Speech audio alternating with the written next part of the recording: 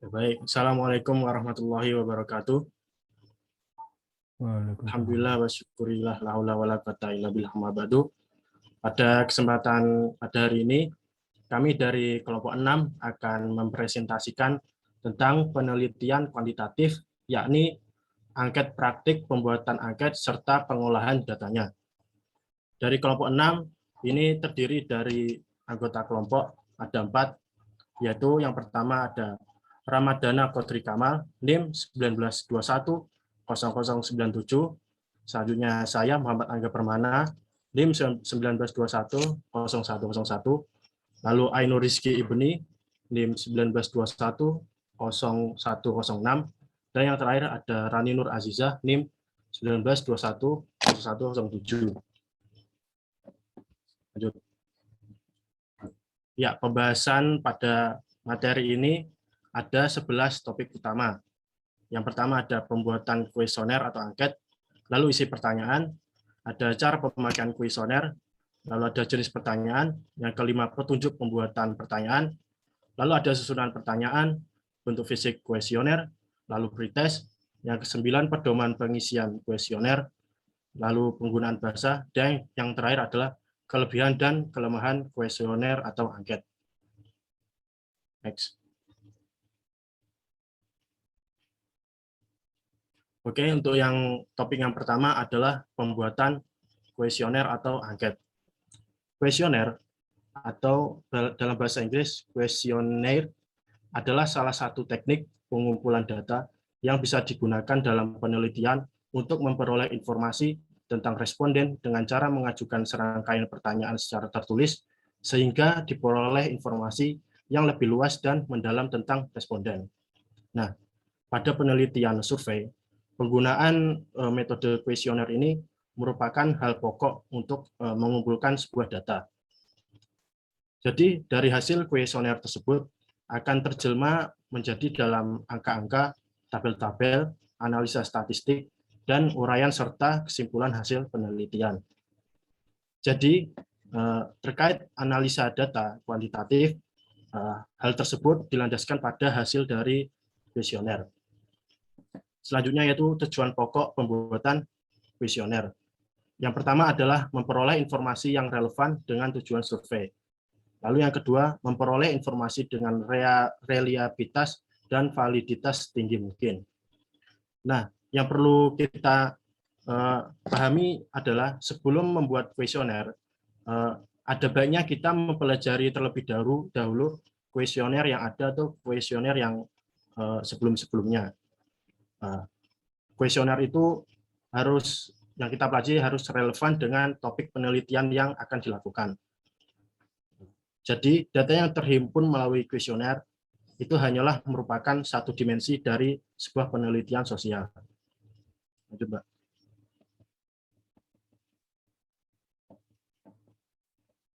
Oke, selanjutnya ada cara pemakaian. Selanjutnya ada isi pertanyaan. Isi pertanyaan kuesioner terbagi menjadi 4. Yaitu yang pertama adalah pertanyaan tentang suatu fakta. Misalnya yaitu sebuah umur, pendidikan, agama, lalu status perkawinan. Lalu yang kedua yaitu pertanyaan tentang pendapat dan sikap. Pertanyaan ini menyangkut perasaan dan sikap responden tentang sesuatu. Lalu yang ketiga ada pertanyaan tentang informasi. Pertanyaan ini menyangkut apa saja yang diketahui oleh responden dan sejauh mana hal tersebut diketahuinya. Lalu yang keempat yaitu pertanyaan tentang persepsi diri. Dalam hal ini, responden menilai perilakunya sendiri dalam hubungannya dengan yang lain.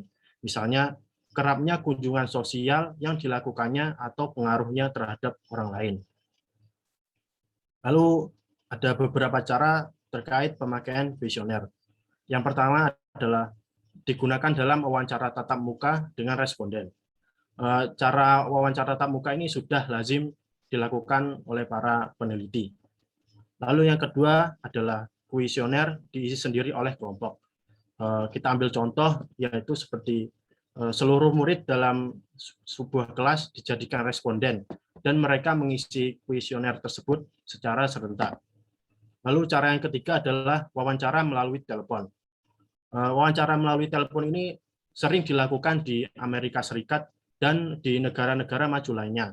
Namun, wawancara dalam telepon ini kurang banyak dipakai atau kurang lazim dipakai di negara-negara berkembang. Prosedur ini lebih mudah daripada wawancara tatap muka, dan ada kalanya orang atau responden tidak bersedia didatangi untuk wawancara tatap muka, namun dia bersedia diwawancarai melalui telepon.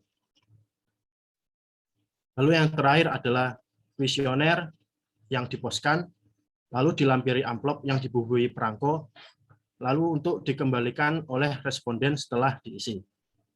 Cara ini dapat dilakukan untuk kuesioner yang pendek dan mudah dijawab, tetapi mungkin cukup besar proporsi yang tidak dikembalikan oleh responden. Ya, demikian penjelasan dari saya. Untuk selanjutnya akan dilanjutkan oleh rekan saya. Nah, selanjutnya ialah jenis-jenis pertanyaan. Yang pertama ialah pertanyaan tertutup. Nah, pertanyaan tertutup ini adalah pertanyaan yang jawabannya sudah ditentukan atau diketahui terlebih dahulu, dan responden ini tidak diberi kesempatan untuk memberikan jawaban lain. Ini jawabannya yang pasti kalau enggak iya, itu ya tidak. Nah, lalu yang kedua ialah pertanyaan terbuka. Nah, pertanyaan ini adalah pertanyaan yang kemungkinan jawabannya yang tidak diketahui dan responden itu bebas memberikan jawaban lain. Lalu yang ketiga ialah kombinasi tertutup dan terbuka.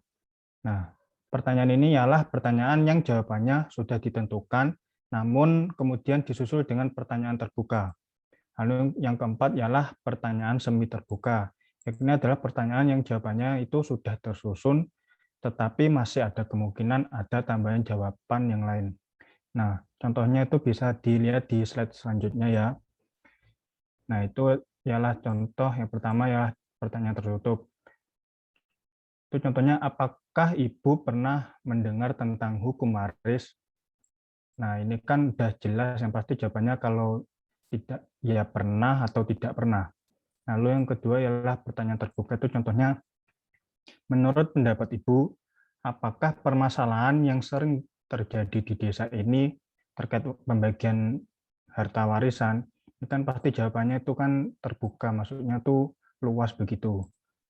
Lalu yang ketiga ialah pertanyaan kombinasi tertutup dan terbuka. Ini contohnya, apakah Ibu pernah mendengar tentang tata cara pembagian harta warisan dalam Islam? Nah, ini kan seperti kombinasi tadi tertutup dan terbuka. Itu jawabannya belum pernah atau pernah. Nah, jika belum pernah atau pernah itu bisa dilanjutkan jawabannya. Lalu yang terakhir ialah pertanyaan semi terbuka. Ini contohnya ialah konflik yang sering terjadi berkaitan dengan pembagian harta waris di desa Maluhu. Nah, ini yang pertama ialah harta waris dibagi ketika pewaris yang masih hidup. Lalu yang kedua ialah pembagian harta waris yang tidak ada. Nah, ini terus lain-lain ini jawabannya ini bisa disebutkan oleh responden. Lalu next. Nah, lalu selanjutnya ialah petunjuk untuk membuat pertanyaan. Itu yang pertama ialah gunakan kata-kata yang sederhana dan mudah dimengerti oleh responden. Nah, pertanyaan ini penanya ini harus menghindari kata-kata yang sulit dipahami oleh responden. Nah, terus harus baku, lalu ataupun istilahnya tidak boleh memakai pertanyaan yang istilahnya itu yang jarang dipakai. Nah, karena ini akan ditakutkan akan mempersulit responden untuk memahami pertanyaan tersebut. Contohnya ialah, bagaimana jika keluarga Anda mengalami defisit? Nah, defisit ini apakah tidak banyak orang tahu itu defisit itu apa. Nah, defisit ini ialah kekurangan keuangan. Lalu yang kedua ialah usahakan dan khusus. Itu contohnya tuh seperti kita bertanya oleh beberapa orang responden, itu bertanya berapakah orang di sini. Nah, itu kan udah jelas. Di sini tuh orangnya tuh contohkan misalkan cuma 3 orang. Nah, ngapain ini kok ditanyain, kan tidak jelas begitu. Lalu yang ketiga ialah gunakan konsep pertanyaan 5W1H. Nah, pertanyaan ini konsep ini pasti tidak asing lagi bagi kita, yaitu what, who, when, why, where, dan who. Lalu yang keempat ialah hindarkan pertanyaan yang mempunyai lebih dari satu pengertian. Itu contohnya seperti, apakah saudara mau mencari pekerjaan di kota? Nah, itu kan salah. Nah, lebih baik itu ditanyakan dahulu, apakah saudara mau mencari pekerjaan? Nah, kalau jawabannya iya, lalu kemudian ditanyakan di mana saudara ingin bekerja. Nah, itu moro-moro jangan langsung bertanya apakah mencari pekerjaan di kota. Nah, itu salah. Lalu yang kelima, hindarkan pertanyaan yang mengandung sugesti atau jawaban. Itu contohnya pada waktu senggang, apakah saudara melihat televisi, bermain HP, atau melakukan yang lain? Nah, kan pertanyaan seperti ini itu mengandung jawaban yang sudah ditentukan. Nah, yang lebih baik itu ialah apakah yang saudara lakukan pada waktu senggang. Lalu yang terakhir, itu pertanyaan harus berlaku bagi semua responden. Nah, contohnya itu seperti jika ada responden yang ingin ditanyai, apakah pekerjaan saudara sekarang? Nah, kan kita kan nggak tahu. Yang kita tanya itu bekerja atau tidak. Nah, ditakutkan itu yang kita tanya itu tidak bekerja, dan ternyata cuma pengangguran, kan tidak enak gitu. Lalu next, yakni ialah susunan pertanyaan. Nah, yang pertama itu ialah pertanyaannya itu haruslah urut sesuai pengelompokannya atau temanya. Nah, seperti kita melakukan pertanyaan kepada responden yang berpoligami dengan bertanya langsung, apakah istri Bapak itu akur semua, terus bagaimana nafkahnya, lalu pembagian waktunya itu bagaimana. Nah, kan pertanyaan seperti ini tidak sopan tanpa ada perkenalan terlebih dahulu. Kan yang benar adalah dengan berkenalan terlebih dahulu dan bertanya nama responden, lalu kemudian disusul dengan pertanyaan yang lainnya. Nah, lalu yang kedua ialah pertanyaannya yang sudah siap, itu dikelompokkan dengan temanya dan disesuaikan dengan tujuan penanya. Seperti contohnya tadi, dikelompokkan yang sesuai dengan temanya dahulu dan tujuannya dari pertanyaannya. Lalu yang ketiga ialah harus bijak dalam menempatkan pertanyaan, terutama pertanyaan yang sensitif. Nah, penanya ini harus bijak dalam menempatkan pertanyaannya. Nah, terus lalu harus hindari pertanyaan yang dikira tidak pantas atau membuat sakit hati oleh responden. Nah, selanjutnya bisa diteruskan pemateri selanjutnya.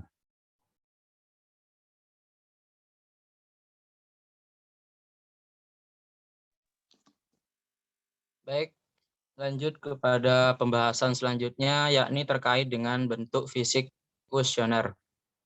Sebelumnya kita ketahui bahwasanya kuesioner merupakan salah satu cara untuk pengumpulan data atau informasi yang berjumlah banyak atau besar yang relatif mudah, cepat, dan efisien. Nah, untuk itu dalam rangka memaksimalkan fungsi dari kuesioner itu, kita sebaiknya benar-benar menciptakan kuesioner yang rapi, jelas, dan mudah untuk digunakan. Menyusun kuesioner yang baik itu sangatlah memerlukan lebih banyak waktu, tetapi secara keseluruhan hal itu akan menghemat waktu. Seperti itu. Berikut merupakan hal-hal yang harus diperhatikan dalam membentuk fisik dari kuesioner itu sendiri. Yang pertama yakni ukuran kertas dan jenis kertas. Pada umumnya ukuran kertas dari kuesioner itu biasanya pakai kertas duplikat folio. Kemudian yang perlu diperhatikan nomor 2 yakni diisi bolak-balik atau tidak. Kertasnya itu diisi depan belakang atau per halaman atau bagaimana, itu perlu diperhatikan. Kemudian yang ketiga yakni pembagian ruangan tidak bersempit-sempit, sisi kiri dan kanan cukup longgar. Ini dalam rangka menjaga kerapian dan keestetikan dari kuesioner itu sendiri. Kemudian nomor 4 nomor urut pertanyaan. Nomor urut pertanyaan ini disarankan untuk dimulai dari awal sampai akhir atau tiap kelompok mempunyai sendiri karena untuk mensistematiskan pertanyaan yang akan kita sampaikan kepada responden. Kemudian nomor 5 yang perlu diperhatikan ialah penggunaan huruf besar, huruf kecil, dan huruf miring. Jadi perlu dibedakan adanya huruf besar, huruf kecil, dan huruf miring dalam setiap bentuk pertanyaan yang akan kita sampaikan dalam kuesioner itu sendiri. Kemudian nomor 6 yakni tanda panah dan kotak pertanyaan. Nomor 7 kotak kolom atau pembuatan kotak kolom akan menghemat waktu dan tenaga pada tahap berikutnya. Kemudian yang terakhir yakni untuk menghindarkan salah kuesioner dibuat berlainan warna untuk responden pria dan wanita. Nah, dari kedelapan hal-hal yang ini merupakan hal yang amat fundamental dalam membuat bentuk fisik dari kuesioner itu sendiri. Nah, kemudian di sini yang perlu ditekankan bahwasanya jika tanda-tanda yang saya sebutkan tadi itu diabaikan, kesalahan-kesalahan mungkin bisa saja terjadi. Seperti misalnya, salah satu kuesioner atau pertanyaan kita itu kita tanyakan kepada responden kita ternyata seorang janda. Kemudian question atau pertanyaan yang ada dalam kuesioner kita itu pertanyaannya seperti ini. Apakah seorang ibu mempraktekkan keluarga berencana? Nah, kan ketika tidak ada tanda-tanda seperti yang saya sebutkan tadi, tentunya seorang janda atau responden yang kita tanyakan ini merasa tersinggung psikologisnya ketika kita tanyakan keluarga berencana kepada orang janda seperti itu. Oleh karena itu, dalam mengantisipasi dan meminimalisir adanya kesalahpahaman dan menyerang psikologis responden, di sini kita dapat menambahkan langsung ke pertanyaan selanjutnya seperti itu untuk kolom-kolom terkait bentuk kuesioner kita nanti seperti itu. Lanjut pembahasan selanjutnya. Kemudian di sini terkait pretest. Pretest di sini diadakan untuk menyempurnakan kuesioner dan dilaksanakan di luar daerah penelitian. Untuk penentuan jumlah responden dalam pretest itu tidak ada patokan yang pasti dan tergantung pada homogenitas responden. Yang dimaksud homogenitas responden ini ialah kelompok-kelompok responden yang akan kita jadikan objek untuk melakukan pengumpulan data seperti itu. Jadi selain adanya kuesioner tadi, ekstensi pretest ini juga sangat diperlukan dalam rangka menyempurnakan kuesioner yang dilaksanakan tersebut seperti itu. Nah, kemudian untuk pretest itu, untuk pretest biasanya sebanyak 30 sampai 50 kuesioner sudah mencukupi dan itu sudah mencukupi dan dipilih responden yang keadaannya hampir sama dengan responden yang sesungguhnya akan diteliti. Jadi tidak diambil semua, hanya diambil beberapa yang itu sudah dianggap mencukupi lah seperti itu. Dan pretest ini diadakannya itu sebelum kuesioner itu sendiri seperti itu. Namanya pre sebelum. Kemudian hasil pretest ini ditabulasi untuk mengumpulkan jawaban yang diperoleh sesuai dengan yang dimaksudkan untuk membedakan apakah ini sesuai atau tidak. Nah, terdapat beberapa hal yang dapat diketahui melalui mekanisme pretest. Jadi di sini merupakan salah satu manfaat dari adanya pretest, yaitu salah satunya ialah apakah pertanyaan tertentu perlu dihilangkan karena mungkin tidak relevan untuk masyarakat yang diteliti.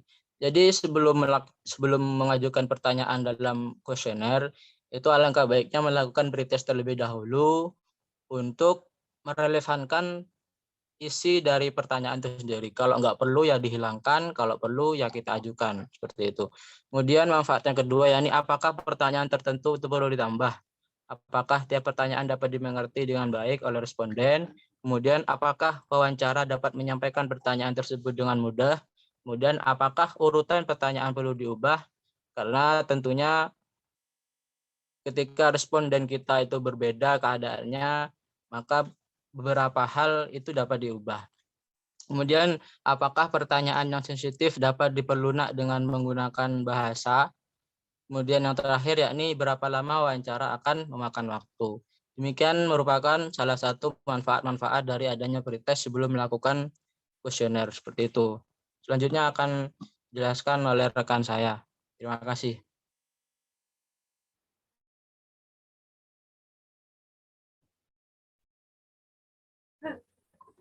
Baik, saya akan melanjutkan pembahasan presentasi selanjutnya, yaitu mengenai pedoman pengisian kuesioner. pedoman pengisian kuesioner sendiri itu adalah sebuah pegangan bagi pewawancara atau responden. Nah, setiap pertanyaan yang diajukan dan diberikan keterangan yang jelas dan rinci, serta mencantumkan jawaban yang diharapkan. Jadi, pedoman pengisian kuesioner ini intinya itu pegangan dari si pewawancara. Jadi kita punya draft pengisian kuesionernya gitu yang kita kasihkan ke orang lain. Nah, ketika kita melakukan sebuah wawancara misalnya kan, nah itu kita sambil melihat pedoman kita yang kita punya itu, sambil kita menanyakan hal yang begitu, yang mungkin istilahnya masih asing dari pemahaman orang yang kita wawancarain seperti itu. Contohnya seperti ini. Apakah bulan ini ibu berusaha untuk mencegah atau menjarangkan kehamilan, baik cara modern maupun tradisional. Nah, ketika kita menyampaikan, kita bertanya itu, kita jelaskan sedikit mengenai apa yang dimaksud dengan cara yang modern, bagaimana, terus bagaimana dengan cara yang tradisional. Jadi seperti itu. Kemudian mengenai penggunaan bahasa. Nah, untuk penggunaan bahasa itu perlu diperhatikan penggunaan bahasa yang tepat. Sebab pemakaian bahasanya itu berhubungan dengan pelapisan sosial. Jadi ketika kita sedang membagikan angket, sebelumnya itu kan kita juga melihat angket kita ini ketika kita taruh di satu wilayah ini sesuai apa enggak bahasanya dengan sekitar itu lingkungan tersebut. Misalnya kita itu sedang penelitian di desa di Jawa, gitu. Dan mayoritas di sana itu menggunakan bahasa Jawa yang halus. Nah, jadi ketika kita ingin menyampaikan, kita ingin menanyakan angket kita kepada mereka, jadi kita tuh menyesuaikan dengan bahasa yang ada di sana, seperti itu. Kemudian selanjutnya adalah mengenai kelemahan dan kelebihan dari angket atau kuesioner. Untuk kelebihannya sendiri, yang pertama itu angket ini dapat mengungkap data dalam jumlah yang besar, karena jadi seperti ini, ketika kita ingin memberikan angket dalam satu ruangan, atau mungkin kita dapat memberikan angket dalam jumlah satu universitas gitu kan, jadi kan data jumlahnya itu dalam ukuran yang besar. Dan kemudian itu kelebihan yang lain adalah sangat tepat untuk mengungkap kepribadian. Nah, jadi sifat dari angket sendiri itu sifatnya itu rahasia, jadi hanya responden dan responden yang mengetahui apa isi jawaban. Jadi untuk mengungkap kepribadian itu lebih mudah. Kemudian memberikan kesempatan waktu yang luas. Jadi ketika kita membagikan angket kepada khalayak orang, terus kita tuh lebih memiliki kesempatan waktu yang luas, baik dari kitanya maupun dari responden yang kita inginkan. Seperti itu. Kemudian responden memiliki kebebasan dalam menjawabnya. Jadi sebebas-bebasnya dari responden untuk menjawabnya. Kemudian di balik kelebihan dari angket sendiri itu terdapat kelemahan. Kelemahan yang pertama adalah sulit untuk memastikan objektivitas jawaban responden. Jadi terkadang ketika kita ini menanyakan atau memberikan angket kepada responden, jawaban dari responden itu kadang-kadang tidak sesuai dengan apa yang sebenarnya terjadi. Jadi seperti itu. Kemudian kelemahan yang kedua, pertanyaannya itu cenderung terbatas karena mungkin akibat dari pengetahuan dari respondennya juga, atau mungkin cara penyampaian kita yang mungkin kurang benar dan sulit dipahami dari responden sendiri. Baik, itu tadi presentasi dari kelompok 6. Kami ucapkan sekian dan terima kasih. Mungkin jika teman-teman ada pertanyaan, mari kita diskusikan bersama pada perkuliahan besok. Sekian, wassalamualaikum warahmatullahi wabarakatuh.